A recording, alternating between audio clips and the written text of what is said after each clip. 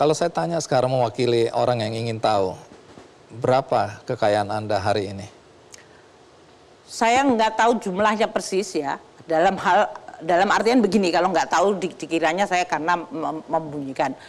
Menteri Keuangan, Sri Mulyani, sempat menaikkan nada suaranya dalam sebuah sesi dialog dengan Andi F. Noya.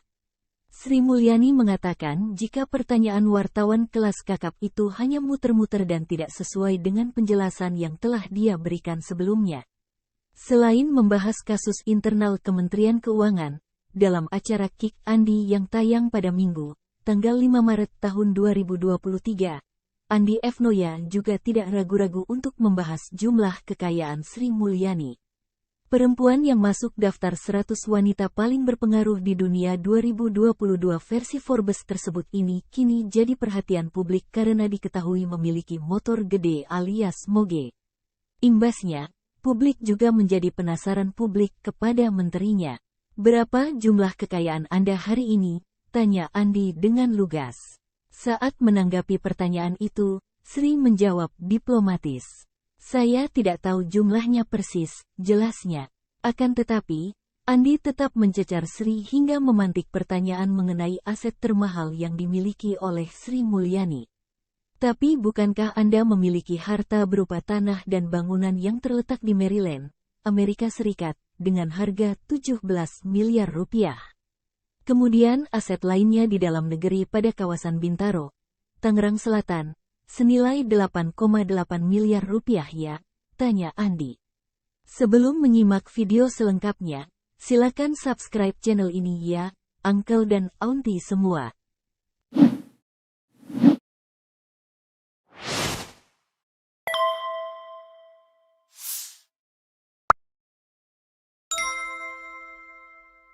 Baik, supaya tidak menimbulkan kebingungan.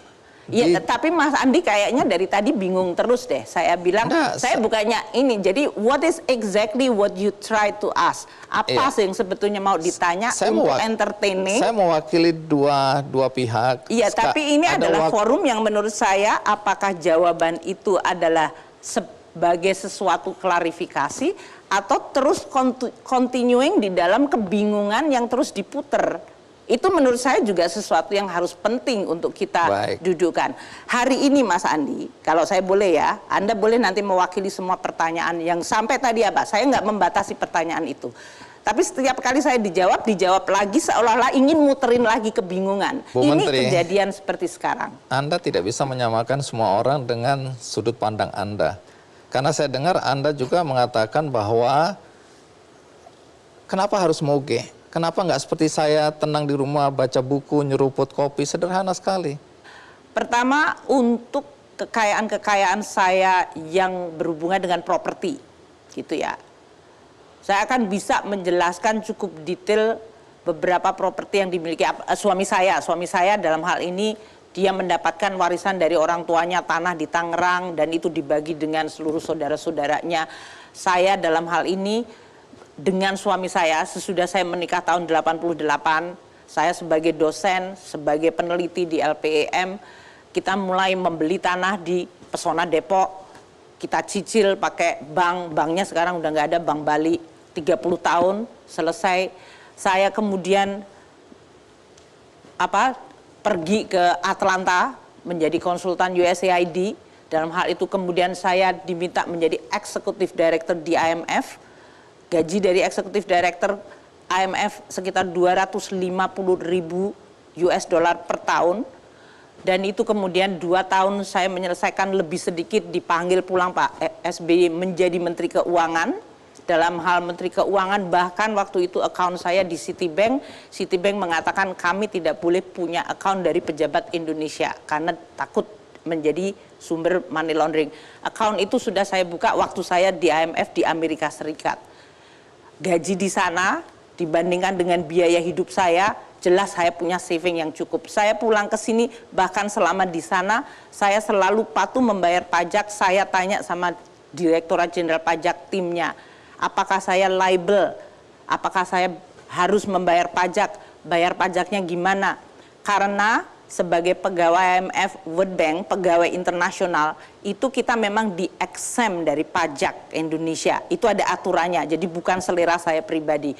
Jadi saya selalu konsultasi patuh SPT saya selalu disampaikan, walaupun kalau saya waktu itu kerja di luar negeri, saya tidak seharusnya lebih dari 6 bulan, saya tidak seharusnya menyampaikan SPT. Tapi kalau Anda lihat SPT saya selalu setiap tahun ada. Berapa banyak kemudian dari dana itu dengan tabungan saya membeli apartemen untuk anak saya yang sedang kuliah. Saya tinggal di Jakarta, dia masih harus kuliah sehingga tidak terlalu jauh dari rumah saya yang di Bintaro. Kalau yang rumah Bintaro, wartawan banyak yang tahu karena mereka waktu itu sering main ke sana waktu saya masih menjadi pengamat. Saya sering mengundang wartawan pergi ke sana. Soal rumah mewah di Maryland. Rumah mewah di Maryland ya, itu panjang. Makanya kalau mau ngomongin tentang sejarah hidup saya juga bisa saja sih, Mas Andi. Kekayaannya aja langsung. Iya, jumlah kekayaan kan yang Anda sorot rumah berarti. Makanya saya ngomongin tentang rumah-rumah yang saya dapatkan ini. Kalau perhatiannya adalah yang di Maryland, orang selalu berpikir Amerika, itu Maryland yang jadi kaya. isu. Saya menjadi 17 miliar kata orang-orang. Saya menjadi managing director IMF tahun 2010. Waktu itu saya mengundurkan diri jadi Menteri Keuangan menjadi managing director. Saya pernah di IMF 2 tahun pada tahun 2022 sampai 2024 sebelum saya dipanggil pulang jadi menteri. Jadi saya sudah tahu bahwa kalau kerja di World Bank di Washington DC, maka tiap tahun kita akan keluar untuk sewa rumah sekian. Dan saya lihat kontrak saya sebagai managing director cukup panjang, maka saya dan suami memutuskan kita tidak sewa rumah, kita beli rumah. Mas Andi, kalau di Amerika Serikat, kita mau beli rumah dan membeli mobil, itu tidak serumit mungkin yang dibayangkan oleh teman-teman di Indonesia. Satu, dengan employment statement dari saya, jadi saya sebagai Managing Director IMF, World Bank waktu itu, Bank Dunia mengeluarkan statement, Sri Mulyani sebagai Managing Director, salary-nya setiap tahun adalah sekian. Itu ditandatangani saja oleh kepala HRD-nya di Bank Dunia. Dengan itu Pak, saya langsung hari kedua saya bisa beli mobil. Saya nggak nyewa mobil, saya beli mobil, langsung hari itu juga saya kendarai mobil itu. Dengan itu, dalam seminggu, saya langsung dengan banknya adalah Bank Fund BFSD, Fund Deposit Corporation, itu adalah bank yang dipakai oleh seluruh jajaran IMF World Bank. Saya langsung melihat daftar rumah yang memang, karena saya pernah tinggal di Washington, saya tahu daerah yang saya inginkan untuk sekolah anak-anak saya. Kita memutuskan, ini ada rumah yang sedang dijual, kemudian kita lihat cicilan tiap tahunnya, tiap bulannya, salary saya di managing director itu masuk.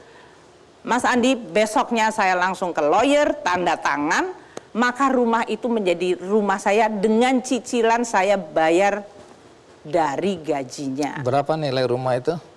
Waktu kita beli pertama, 1,1 juta US dollar. Kalau sekarang harganya? Ya nggak tahu harga sekarang dengan interest rate naik dan gonjang-ganjing ekonomi Kalau dibilang di sana. 17 miliar menurut Anda berlebihan atau kurang?